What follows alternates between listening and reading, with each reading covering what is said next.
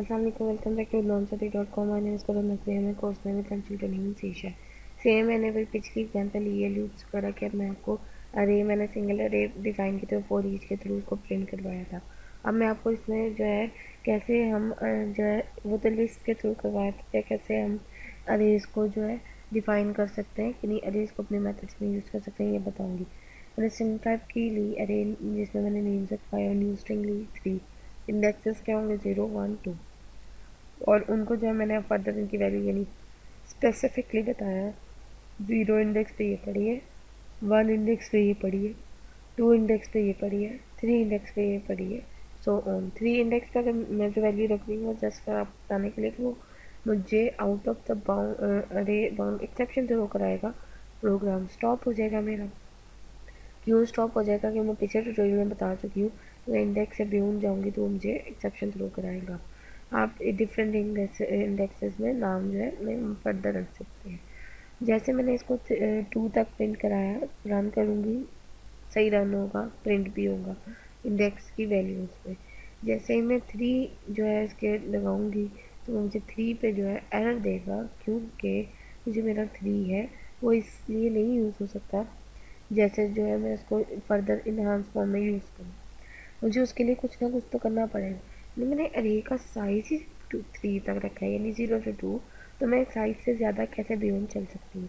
Start run किया है इसको मैंने, तो ये जो है मुझे एरर देगा यानी एक्सेप्शन थ्रो करेगा और स्टॉप हो जाएगा।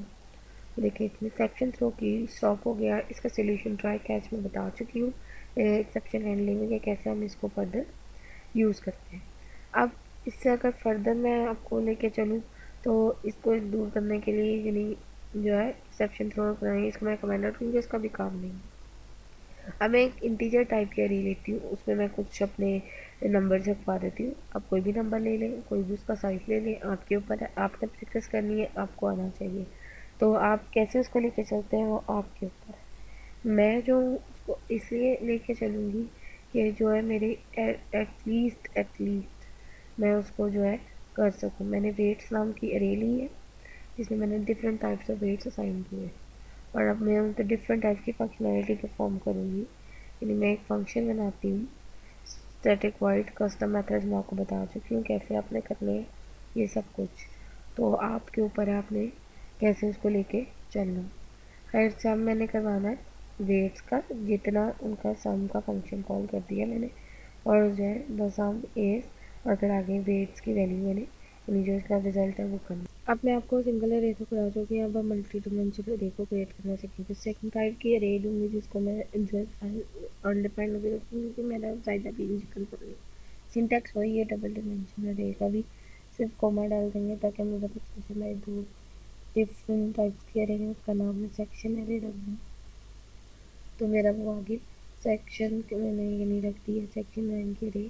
और कितने सेक्शन का बनाना 3x3 का, यानी 3x3 के सेक्शंस का क्या मतलब है मेरा टॉप डाउन बॉटम, राइट के लिए लेफ़्ट के लिए और डाउन बॉटम के लिए, तो ये मेरा है। मैंने 3x3 के 3 सेक्शन बना लिए, और हर सेक्शन के लिए भी तो मुझे वैल्यू जो है लिखनी पड़ेगी, तो मैं हर वैल्यू के लिए जो है हर सेक्शन के लिए वैल्यू लिखूँगी यानी 0 0 0 1 0 2 1 0 1 1 1 2 1 1 1 2 1 2 2 2 3। तो ये सब कुछ जो है उसमें जो है मैं यूज़ करूँगी। अब हमारे ऊपर है कि हम कैसे उसको यूज़ कर सकते हैं, कैसे इसको हम जो है ये यूज़ कर सकती है। टिक टैक तो गेम में सेकंड्स बनाने हैं, क्लिक करके आपको समझ आ जाएगी आपने कैसे बनानी है। ये सब आप इसमें आराम से सीख सकते हैं, जो भी आप चाहेंगे आप सीख सकते हैं। सिर्फ फ़र्क इतना है कि आप उसको कैसे लेके प्रोसीड करते हैं, आपको पता चल जाएगा। ये मैंने सेक्शंस बने 0 1 0 2, इसी तरह फर्दर सेक्शंस बनाएंगे और उनके लेबल्स चेंज करेंगे। आप जो है इसको यूज़ करते हैं डबल डायमेंशनल रे के लिए, आपको प्रिंट भी करा तो आपको फर्दर जो है लगेगा। इसको मैंने साथ ही कॉपी पेस्ट कर ली, वो लिखने में टाइम वेस्ट होता है। तो सिंपल 1 0 1 1 1 2 2 1 2 2 और उसके बाद 3 2 2 3। तो उसके अब आप जो है जैसे मेरे पास top left top centre top right, middle left middle centre middle right, इस तरह मेरे सेक्शन बनाने, क्योंकि टिकटॉक टॉप में आपको पता है 3x3 के सेक्शंस भी होते हैं, जिसमें 6 होते हैं, टोटल 9 ब्लॉक्स होते हैं, तो आप उसको यूज़ कर सकते हैं। अब जाहिर सी बात है, मैंने इसको प्रिंट भी तो कराना। मेरी जो वजह है सब करने की, वो मेरी वजह है कि मैं उसको प्रिंट करवाऊँ। तो प्रिंट कैसे करवाऊँगी मैं? अब 4 का लूप लगाया मैंने। 4 का जो है लूप लगा के मैंने नेस्टेड, यानी मेरा आई इंडेक्स जो है 3 चलेगा। उसके लिए मुझे एक और लूप चाहिए, नहीं आई और जे रोज चाहिए ना, तो आई का इंडेक्स चलेगा, फिर उसके अकॉर्डिंग सारा सर्च करेगा, फिर जे का इंडेक्स चाहिए, उसके मुताबिक सबको सर्च होगा। तो ये आपका सोन ये काम चलता ही जाएगा। अब आपके ऊपर है आपने उसको कैसे लेके चलना। सिंपली अगर आप देखें, आप उसको कैसे लेके चलेंगे वो आपके ऊपर। आप जो है लेंथ आपने रखनी है, आपने डिसाइड करना है कि कितने को लेकर चलना है। लेंथ की जगह जो है ये भी हमारा 3x3 में आप देख रहे हैं कि हमने कितनी बार इसको चलाना है, कितने सेक्शन में। तो आप अब एलिमेंट को जैसे आपने प्रिंट कराना वो आपके ऊपर है, कंसोल डॉट राइट लाइन, और उसके बाद जो है आप फर्दर सेक्शन, और उसमें आपका आ जाएगा बाकी सब कुछ, यानी आपके 3 आई जे, और उसको आप प्रिंट करवा देंगे। अब जब मैं इसको सेव करके रन करूँगी, तो आप देखेंगे कि मैं स्पेसेस भी अगर चाहती हूँ तो मैं स्पेसेस भी कर सकती हूँ। नेक्स्ट लाइन तो वैसे ही अपेंड हो जाती है इसके अंदर, तो हमें वो मसला नहीं है, स्पेसेस इसकी जो है वो ईजिली काम कर सकती है। अब दूसरी चीज़ हमने क्या करनी है इसके अंदर, हमने ये करनी है कि हम जो है इसको कैसे यूज़र को अच्छी तरह दिखा सकते हैं। आई मीन कि कैसे हम इसका काम कर सकते हैं कि हम मल्टी डिमेंशनल अरे को यूज़ करते हुए चलें।